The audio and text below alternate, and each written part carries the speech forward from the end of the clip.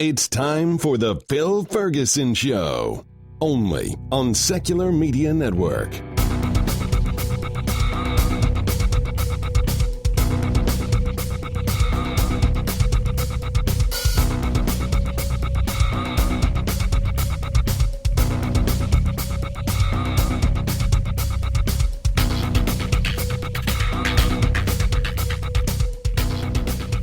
All right, everybody, welcome back. This is Phil Ferguson, and you are listening to The Phil Ferguson Show.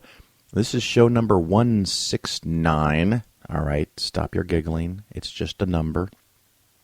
Last week, we talked about how to beat your child and a couple other things, and of course, the Hemet Meta at The Friendly Atheist shared the post. It even went to Raw Story and a couple other bits of news media.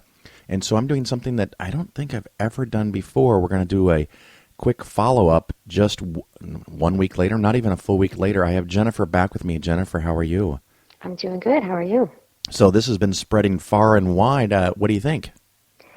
Well, I think that, obviously the story is sad, but the fact that a lot of people's awareness have been raised about this issue, I think, is fantastic.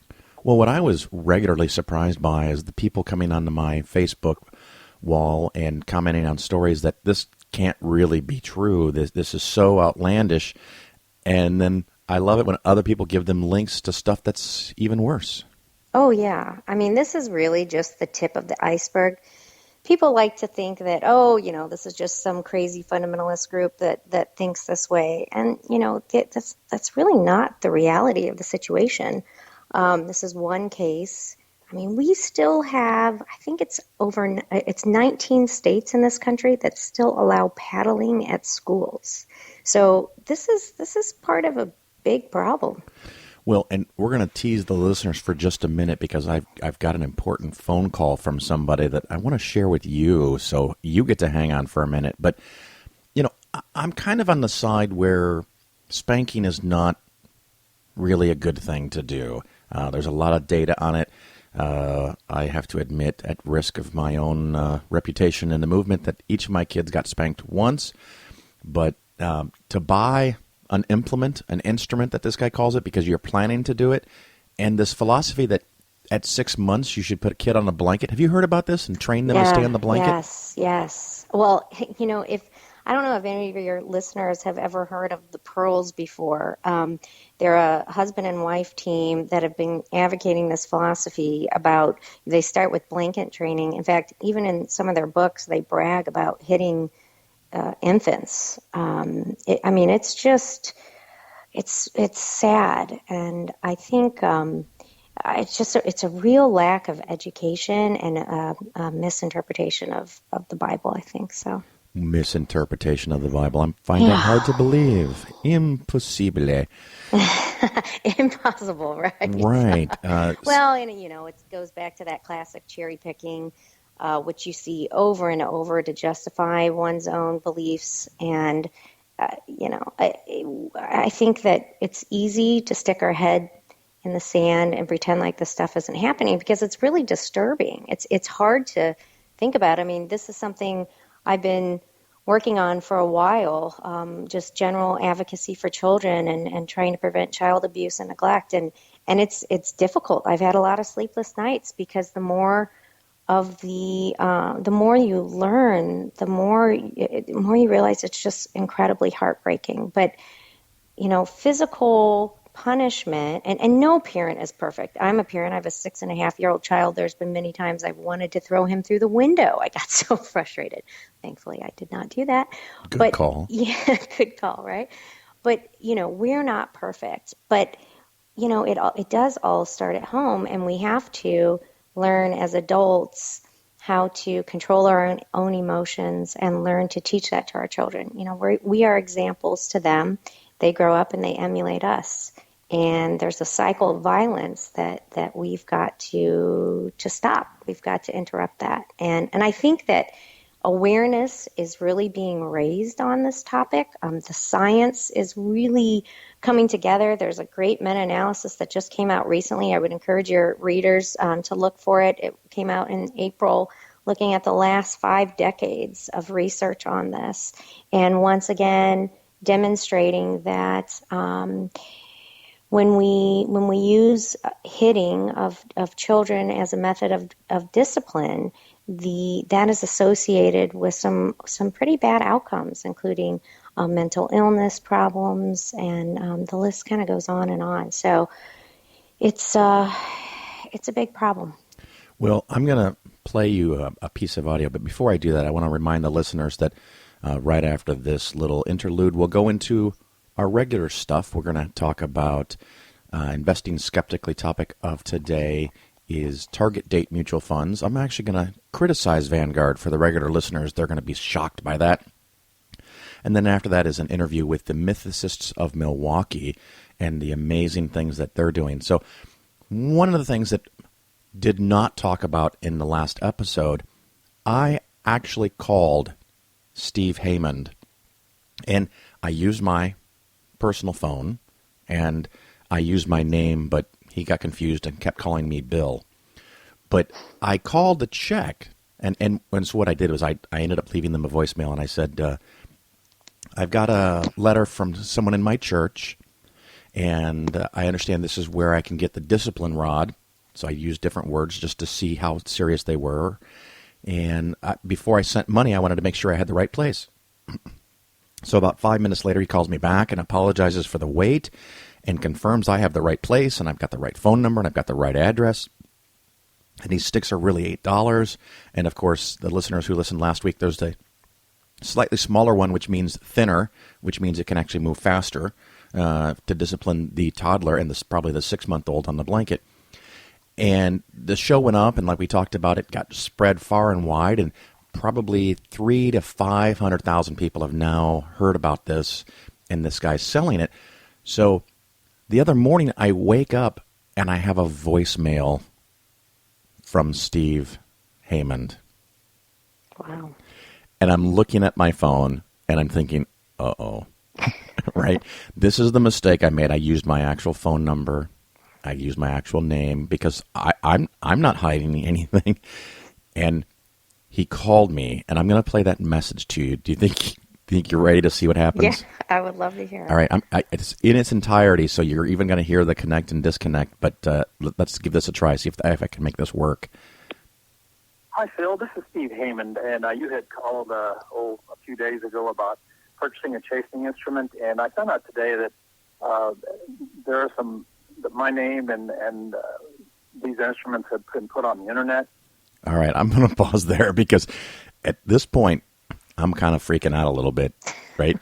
He's calling me to let me know that he's found out that he's on the internet, right? And all right, so let me keep going from where I paused it. So I'm just letting you know I'm not going to be selling these. It's not in the interest of my family, and I'm just going to shut this whole idea down. And so we won't be selling any of these. And so if you have already sent your order, I will just send it back refused. So sorry about that. So anyway, I just wanted to let you know. Thank you, Bill. Or was it Phil or Bill? Anyway, thank you, and have a great day. Bye-bye. So the dude called to apologize to me. Wow. But you know what? That's fabulous news. It He is shutting down his business. It's not what I expected, but he is no longer going to sell these things. I mean, it doesn't change his worldview or his philosophies in any way. Right. Nor did we ever expect that would happen, but he's not going to sell them. What do you think, Jennifer? I think this is a victory in my book.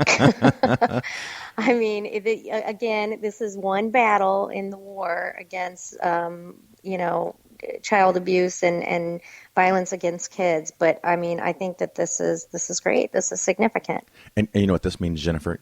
You won. Well, for today, perhaps. Yeah, there's others, but for today, and you won too, Phil, because I really have to thank you. I think that it's really because of you that this story got out and the information got out, and your listeners were actively talking about it, and that obviously created a lot of pressure for Steve. So, well, you know what? I think you're right. It's the listeners. Listeners, thank you so much. This has been shared from my Facebook page almost 400 times already. And, thanks to Hemet Mehta for putting it up on the Friendly Atheist, and Raw Story and a couple other places for putting this up. It obviously got enough attention. It got back to him. I don't know how. I'd love to find out how, but I don't think I can. But the idea that he called me back to apologize that he can't sell me one, I could not stop laughing. That was not what I expected. Yeah, you thought you were in trouble. I really honestly thought that he was going to be like, dude, I know what you did. Well, you know what? I think that we did it right, though, by redacting his phone number and his address so that people didn't have the temptation to call him directly, because I think that's what probably would have happened, and I don't think that was necessary, obviously. Yeah, I think they still have the temptation. As a matter of fact, I had people on Facebook and contacting me directly demanding that I share the information, and I said, no, that's not the purpose of this. This is raising awareness. We raised the fuck out of the awareness. Yeah. And we got a positive result. So thank you, everybody that played along and helped us out. Any last thoughts on this, Jennifer? Well, I hope that people are inspired by this, because I think it's one small example of how when people work together, you can actually impact change. And this is one small victory in one small battle within the bigger picture. And Steve, I'm sure Steve is a good guy. He has the right to believe whatever he wants to. But it's when those beliefs turn into actions and those actions hurt other people, that's when we have to say, you know what, this is not right, this is immoral, this is unethical. And I think that's what happened. Well, and I will say from him responding to my first voicemail and calling me back, he was absolutely polite and professional. And like you said, I'm sure he's a delightful guy. So people, do not contact him. I'm just going to re-say this like last time. Don't call him. Don't email him. Don't send him stuff to his address. We wanted him to stop selling these instruments of child abuse, and he stopped. So we've got what we want. Let's move on to somewhere else where we can make a difference. And Jennifer, thank you so much for bringing the letter, and thank you, of course, for being on the Phil Ferguson Show. Thank you, Phil. All right, bye-bye. Bye. This is Phil Ferguson with Polaris Financial Planning, the home of science-based investing. I see people owning really bad investments all of the time. Many advisors are paid a commission by a big company to sell you something you may not need. It's kind of like church. They create fear, then they tell you what you want to hear, and then they take your money. What you want is an advisor that is paid only by you. That is a fee-only fiduciary advisor. Remember, people work for who they are paid by. You can contact me, Phil, at PolarisFinancialPlanning.com, or listen to the cleverly titled The Phil Ferguson Show. Each show, we have an interesting investing skeptically topic and an interview with someone fighting to end religion. Polaris also gives 10% of gross revenue to support the growing secular movement. You're not just getting better investments, you're helping to change the world. Only on Secular Media Network. All right, moving on to investing skeptically for today. It's something that, again, like many weeks, it's something that was on my list of things to cover and has been on there for quite some time, but it came up in the last few weeks a couple of times. And matter of fact, yesterday, I was talking to someone about this very issue, and they said, Phil, I don't think I've heard that on your show. Well, no, you haven't. So it seemed like now was the time to do it. It's a very, very popular way of investing. It's often called target date funds. I think Vanguard used to call them the star funds, date certain funds, or just, they'll have like at the end of the name, it'll say 2020, 2030, 2050, 2055, all these different things. And it's supposed to be, and it is, a one simple way for you to invest in kind of everything and kind of, in a way, have a manager without having a manager, and you just put your money in there and let it ride, and they will gradually adjust it year to year as you get closer to retirement. The Vanguard ones, of course, if you're going to have any of these, are the ones to have. The Fidelity ones, I've looked at them, actually look pretty good also, so I would have no problem with that. And if you have no idea what you're doing, it's still not a bad thing to do. That all being said, now I want to talk